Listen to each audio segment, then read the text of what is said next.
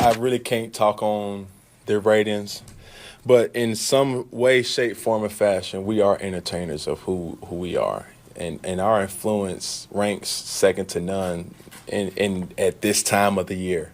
When you come out in blue cleats, or when you come out in white cleats, gold cleats, whatever cleats, when you come out and do a certain dance, people are watching. The league has to understand it's entertaining for people to see that. From a touchdown celebration, I mean, I found myself last night trying to see what Odell Beckham is going to do for his end zone celebration. And just the little nuances of the game of football, people can't get enough of it. I know I can't. And bringing the dab back, how about it? So he's suggesting, obviously, the NFL should allow celebrations after being asked about the sinking TV ratings. You think he's got a point? He's absolutely right on the money. These are the kind of things that gravitate a young generation towards you. You must remember, and not only that, the NFL can't be hypocritical. You can't build off of something and then forget it once you've arrived, just because you may not like it. Billy White Shoes Johnson, primetime Deion Sanders, Devin Hester, and all of those folks in between. They did a lot. Michael Irvin to a lesser degree. The list goes on and on. People did their celebrations. And you see kids, the younger generation, gravitating towards that. And not just the younger generation. By the way, not just the minority community as well. You saw white kids doing that. You saw white coaches doing that. I mean, when Dabo Swinney, did you see him dabbing? Yeah, when he was trying to dab? When you see kids at North Carolina trying to dab, even though that kid from North Carolina did a poor job of doing it, but it was funny. You just see a lot of these things. You feel a part of it. There is a difference between celebrating and taunting. And there is nothing wrong, I want to emphasize, there's nothing wrong with the NFL sitting there and saying, we don't want you taunting. But there's nothing wrong with them saying that. But having said that, there's also nothing wrong with players celebrating, because it magnetizes you towards the product. I'm telling you, I wanted to see, I mean, it was electrifying to watch Primetime return a punt or return an interception. Wasn't just because you wanted to see the play. You wanted to see him high-stepping into the end zone, There's nothing like... There was nothing People like still it. do it. There's nothing like someone like Deion Sanders or Muhammad Ali or someone who just does something better and different than everyone else, Conor feeling McGregor. themselves afterward, of course, because it's like the expression of their ego, and it's not unfettered, and how many of us in life get to do that, right? So I agree with that, and basically it's not just along racial or cultural lines in terms of more puritanical versus less puritanical. It's also generational, as you said. The youth culture affecting the kind of norms of the older generation who, of course, don't like the fact that their view of things is getting displaced. It's going to happen in the NFL, too. Of course, Cam is right about that. But, and I know he's not standing up at the podium because he wants to. He has to, you know, talk.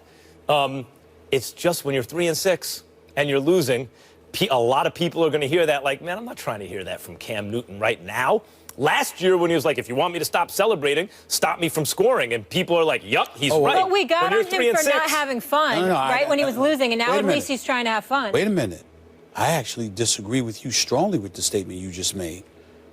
The fact that he's up there talking about the celebrations in the league and how it may have had a detrimental effect on ratings because of the league's willingness to micromanage, it's easy to say that when he's winning. The fact that he's saying that in the throes of losing, I got no problem with that, because to me, you know, he could be spoiled and not want to address anything like that because they're losing, but he was still willing to do it. Let's also point this out. The league is micromanaging, and I want to make sure I emphasize this. The league itself, we can't point along, you know, minorities, white guys living up top and running the show. Wait a minute, you got Troy Vincent up in there and a host of African Americans that the NFL is employing that play a role in influencing the league in terms of how much of a heavy hand they bring down upon these issues. So it's collectively they've all drawn this conclusion. We haven't said enough about the Players Association, whether it's an issue like this, whether it's the Kaepernick issue or what have you. These are guys that represent the players.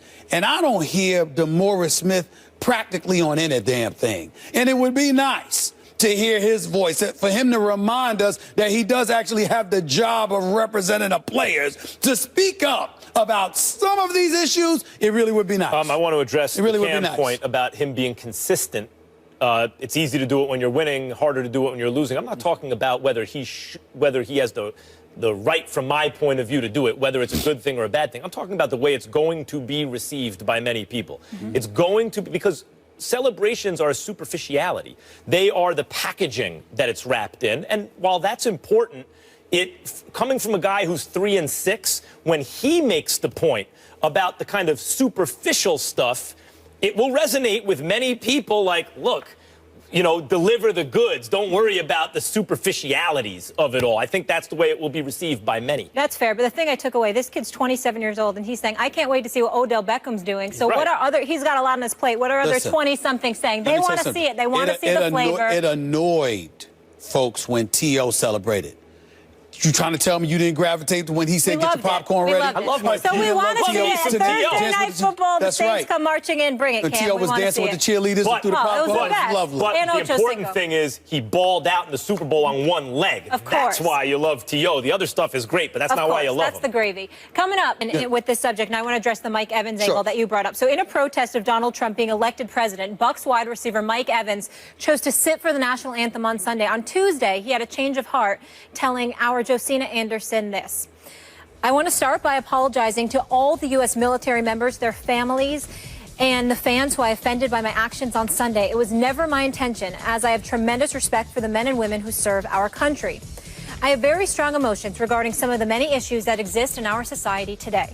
I chose to sit as an expression of my frustration towards this year's election. It was very personal for me, as it was for so many Americans. With that being said, I will not sit again during the national anthem because I want to focus my efforts on finding more effective ways to communicate my message and bring about change by supporting organizations and movements that fight for equal rights for minorities. Evans indicated on Instagram that, like Colin Kaepernick, he didn't vote. So, Stephen A., you are very hard on Colin Kaepernick for the same thing.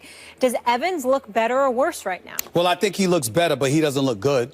He doesn't look as bad as Colin Kaepernick because he didn't instigate a national dialogue and cause a national divide by the position that he took. He reacted to a result he didn't like, and whether we agree or disagree with it, in the end, it just wasn't consistent with what he's saying his position is, because he's saying we can't stand for this, we need to change, but you did nothing to facilitate that change. In the case of Colin Kaepernick, I believe it was the Sacramento Bee, correct me if I'm not sure I'm accurate about this, but I believe it was the Sacramento Bee who revealed that even before the protest, Colin Kaepernick hadn't even registered to vote. You didn't register to vote. You take a position where you kneel for the national anthem. You want to bring attention to it. You're talking about you won't change until there's change, but you did nothing to facilitate change when it really, really counts. There is nothing, absolutely, positively nothing.